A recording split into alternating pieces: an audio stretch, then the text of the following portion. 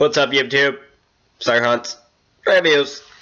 Alright, so this video is going to be about Aegon the First Conqueror from, I think, several hundred years before the events of A Game of Thrones, the first novel, and Season 1 of Game of Thrones. Before I get started with a little bit about where he was born and some of his family's back history, I'm going to list his small council when he finally got king status, because I filmed this video a few times before and I always forget to do that, so I'm gonna go ahead and knock that out of the way. But for his hand, he had three different Hand of the Kings. First one was Lord Orys Baratheon, second one was Lord Edmund Tully, and third one was Sir Ormond Strong. Alright, but yeah, so his Master of Law was Lord Tristan Macy, and his Master of Coin was Lord Crispian Celtigar.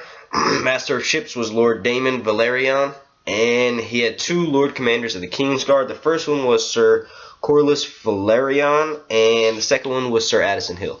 Alright, so let's get started off with a little bit of history about where Aegon the Conqueror was born. He was born on Dragonstone. His family had settled Dragonstone about 100 years before the Doom of Valyria.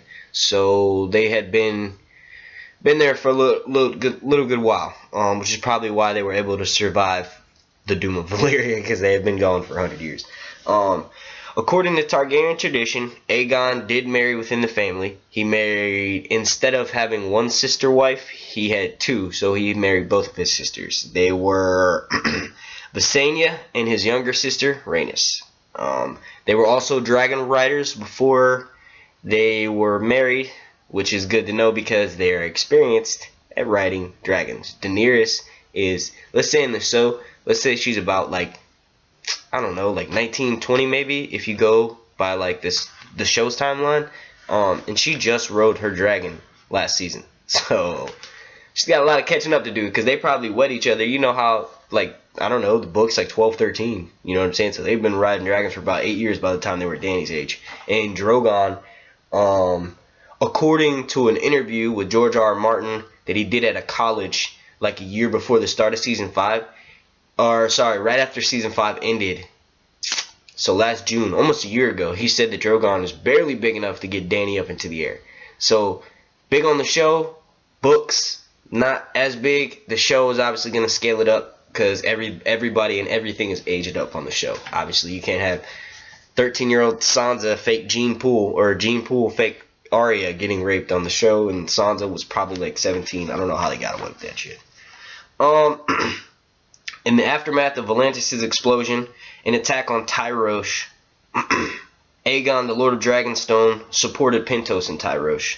Atop his dragon, Balerion the Black Dread. That sounds like a Jamaican. Black Dread, yeah man, Yafi Irie and the stone. Aegon ended up burning Valantian fleet before it could attack Lys, and then after the defeat of Volantis, Aegon returned back to Dragonstone. Aegon then decided to go to Westeros, and for years he planned his conquest in the Seven Kingdoms. He made a huge table map of Westeros, painted without any borders to signify that it should become one kingdom. This map later became known as the Painted Table at Dragonstone. Stannis used it his first episode in season 2. Looks fucking badass. Obviously, he has changed a lot of what Dragonstone. I'm sure the map table is still there, but he probably changed the decor a lot from when Aegon the Conqueror was settling that shit. When Aegon was ready, he and his two sister wives, Rhaenys and Visenya, landed with his army on the east coast of Westeros at the mouth of the Blackwater Rush, where he constructed his wooden Aegon fort after Aegon's landing. With the aid of their 3 dragons, Vhagar, Meraxes, and Balerion the Black Dread, Yaman, Yafi Irie and the stone. Aegon led the Targaryen army to victory after victory, including his first test near Blackwater, the burning of Harrenhal, and the Field of Fire. He conquered or subjugated 6 of the 7 kingdoms, except for Braavos. Oh, sorry. Except for Dorne. Fucking idiot, man. Alright, so yeah, basically after he did all his planning and conquered his first, those three, the Field of Fire, the Burning of Harrenhal, he basically decided that he was going to start like the actual recording of his reign, and that wasn't going to be until he was anointed by the Septon. So he did so in Old Town, but instead of ruling from Old Town or from Dragonstone, he decided he was going to make some new shit. And then you have King's Landing. That's basically when he created the Small Council and the Hand of the King, and then Orys Baratheon was his first Hand of the King. He also decided that no one would really like attack a city protected by dragons.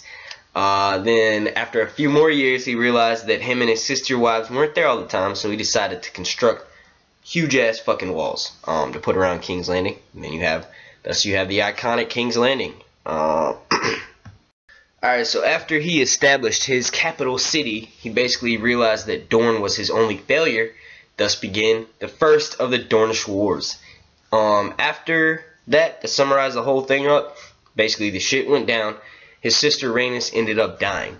She was taken out by a lucky shot from a scorpion, hitting her dragon Meraxes in the eye, and then when the big ass dragon crashed into the ground, obviously she went dead with it, because there were no ejection pilots back then on dragons. Alright, so then after that Dornish shit, the Dornish people the Targaryens put out bounties on Dornish lords' heads, so the Dornish people put out bounties on the Targaryens' head, thus leading to an assault in the streets of King's Landing on Rhaegar. No, Aegon the Conqueror and his sister wife Visenya. They ended up getting attacked in the streets of King's Landing, so then they formed the Kingsguard. After he decided to end the Dornish conflict when a Dornish prince mysteriously gives him a note handed to him when he was sitting on the Iron Throne. He read it and decided to end all that nonsense. Then he spent the later years of his reign basically traveling around the Seven Kingdoms and building his capital at King's Landing. He ended up building 2 monuments for his sister, one for Rhaenys, one for Visenya. He then ended up deciding that Aegon Fort wasn't good enough for his family, so he decided to move them back to Dragonstone. He later built the Red Keep and put Visenya in charge of it. A lot of people think the reason why he did that was so that he didn't have to deal with her ass, because she was annoying, I guess. I don't know. Maybe some sibling rivalry. They're married. We don't know how that shit is.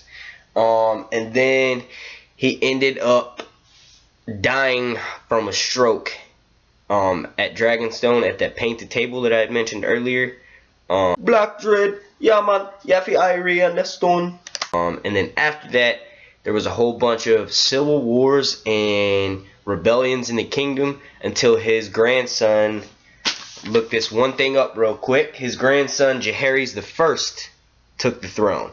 So that pretty much wraps up the lives and events of Aegon I. This is an amazing video. You guys are amazing. I'm almost at 200 subs. I want to thank y'all for watching. Thank y'all for subscribing. Make sure if you haven't already subscribed, click like and subscribe. I try to put out 2 videos a daily. Nice, fresh, entertaining content for you guys. This has been Sir Hunt's Reviews. Black Dread, yeah man, Yafi Irie and the stone.